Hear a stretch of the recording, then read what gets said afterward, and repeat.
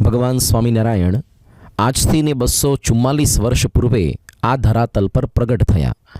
અયોધ્યાની બાજુમાં આવેલા નાનકડું છપૈયા ગામની અંદર ચૈત્રી સુદ નોમના દિવસે અને એ વખતે રાત્રે 10:10 પોતે પ્રગટ થયા. અંગ્રેજી તારીખ પ્રમાણે 3 એપ્રિલ 1781નો દિવસ હતો. બાલ્યકાળ પણ એમનો ખૂબ જ દિવ્ય રહ્યો. ખૂબ અદ્ભુત દિવ્ય એમણે ચરિત્રો કર્યા અને નાનપણની અંદર 10 વર્ષની ઉંમર સુધીમાં તો સનાતન ધર્મના તમામ શાસ્ત્રોનો અભ્યાસ તો કર્યો, પરંતુ કાશીની વિદ્વત સભામાં આ લોકની અંદર સૌ પ્રથમ પોતાનો નૂતન સિદ્ધાંત પ્રસ્થાપિત કર્યો. પંચતત્વનું જ્ઞાન, જીવ, ઈશ્વર, માયા, બ્રહ્મ અને પરબ્રહ્મ, આ સૌ પ્રથમ જ્ઞાન આ પૃથ્વી પર એમણે પ્રગટ કર્યું.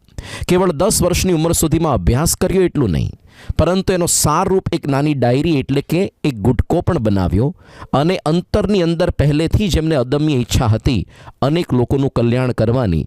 એના માટે ભવિષ્યની અંદર એમણે પોતાના કાર્યનો આખો વિસ્તાર એમણે કર્યો. એટલા માટે 11 વર્ષની ઉંમરે એમણે પોતે ગૃહત્યાગ કર્યો અને નીલકંઠ વર્ણી એમણે નામ ધારણ કર્યું. નાનપણની અંદર એમનું નામ હતું ઘનશ્યામ પ્રભુ.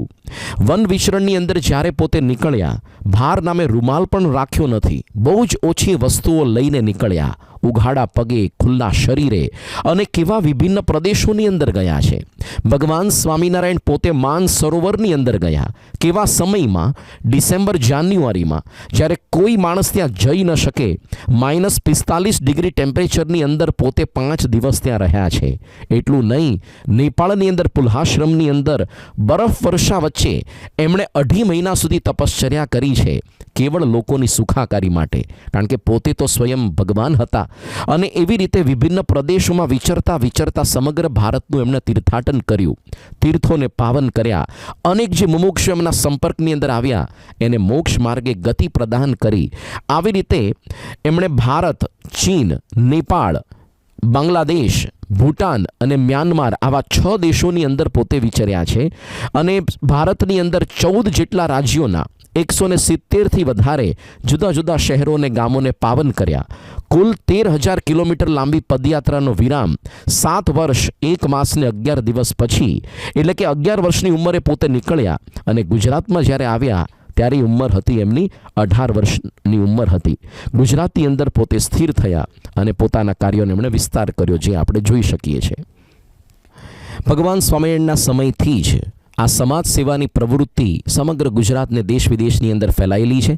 ભગવાન શ્રી સ્વામિનારાયણ એમના સમયની અંદર સદાવ્રતો કર્યા, વાવ, કૂવા, તળાવ એ બધા ખોદાવ્યા. એ સમયની અંદર સ્ત્રીઓની બહુ જ અધોગતિ હતી, કારણ કે એ લોકો નહોતા ઈચ્છતા કે કોઈ પણ સ્ત્રીનું પ્રગટ થવું, કારણ કે જ્યારે પરણાવવામાં આવતી ત્યારે બહુ જ મોટું દહેજ ચૂકવવામાં આવતું. આ દૂષણથી બચવા માટે નાની બાળકીને દૂધના પાત્રમાં ડૂબાડીને મારી નાખવામાં આવતી, એને દૂધ પીતી કરવાની આ કુપ્રથા કહેવાતી.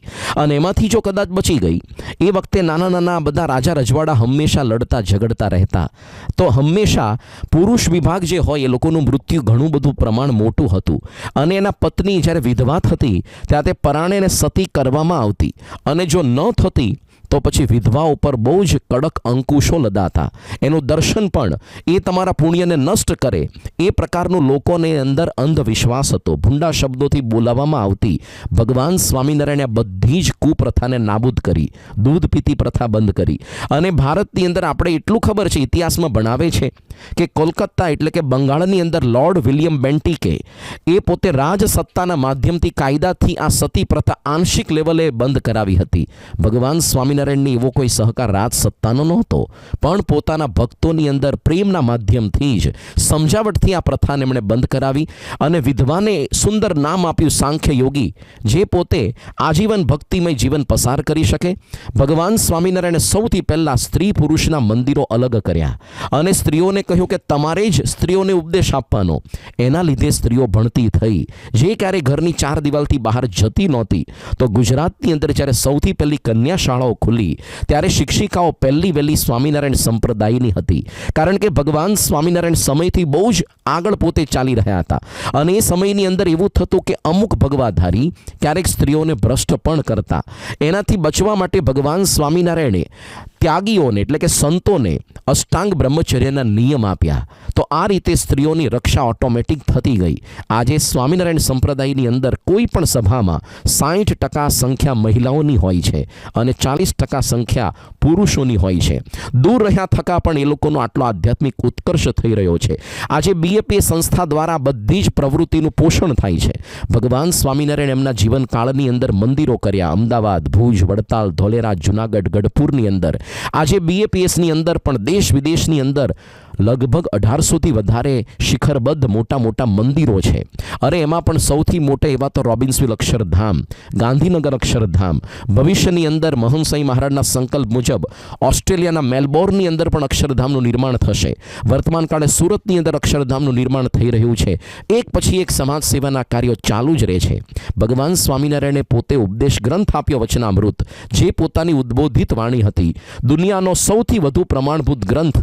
કારણ કે જે ઉપદેશક જ્યારે બોલ્યા એ જ વખતે લખાયો અને જે તે ઉપદેશકે જોઈને પ્રમાણભૂત કર્યો. આ સૌથી ઓથેન્ટિક ગ્રંથ કહી શકાય. તો એમના ઉપદેશ વચનોની અંદર જીવનનો સાર છે.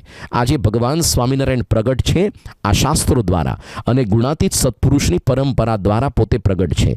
એમણે સમાજની અંદર સ્ત્રી ધનના ત્યાગી સંતો વિચરતા કર્યા. આજે પણ એ સંત પરંપરા આપણને દેખાય છે. મંદિરોની અંદર ઉત્સવોને સંસ્કાર્યા. એ વખતે ઉત્સવો તો થતા, ભગવાન સ્વામિનારાયણે નૂતન સ્વરૂપ ઉત્સવોને આપ્યું. આ રીતે સમાજની અંદર ભક્તિભાવનો ઉદય એમણે કર્યો અને જ પરંપરા BAPS દ્વારા અત્યારે વર્તમાન કાળે ચાલુ છે. ભગવાન સ્વામિનારાયણે 5 નિયમ આપ્યા છે. ચોરી ન કરવી, વ્યભિચાર ન કરવો, માંસાહાર ન કરવો, અરે કોઈ પ્રકારે ગાળાગાળ ન કરવી અને અભક્ષ્ય વસ્તુઓ ખાવી નહીં. આ પ્રકારના નિયમોનું આપણે પાલન કરીએ તો આપણા જીવનની ઉર્ધ્વગતિ થતી હોય છે અને હંમેશા બધું ક્રિયા કરવા છતાં કોઈ દિવસ આપણે ભગવાનને ન ભૂલીએ. એમણે સૌથી વધારે તો લોકોની અંદર આધ્યાત્મિકતા પ્રગટાવી. જે પામર જેવા અધમ જીવો હતા એ લોકોને મુમુક્ષુ કર્યા, મુમુક્ષુમાંથી મુક્ત કર્યા અને બ્રાહ્મી સ્થિતિ સુધી પહોંચાડી દીધા. એટલા માટે ગુજરાતની ભૂમિને સંસ્કારિત કરનાર ભગવાન સ્વામિનારાયણનું ખૂબ જ મોટું યોગદાન રહ્યું છે. આજે પણ આ ગુજરાતની અંદર સ્વામિનારાયણ સંપ્રદાયનો પ્રભાવ દેખાય છે. હવે તો ગુજરાતના સીમાડા ઓળંગીને દેશ પરદેશની અંદર આટલા બધા મંદિરો થયા, તો દરેક જગ્યાએ સ્વામિનારાયણ મંદિરો છે. આપણા બાળકોને પણ ત્યાં દર્શન માટે લઈ આવીએ, આપણે પણ આવીએ, જેથી કરીને ભવિષ્યની પેઢીની અંદર પણ સનાતન ધર્મના સંસ્કાર એ જાગૃત રહે અને જીવંત રહે.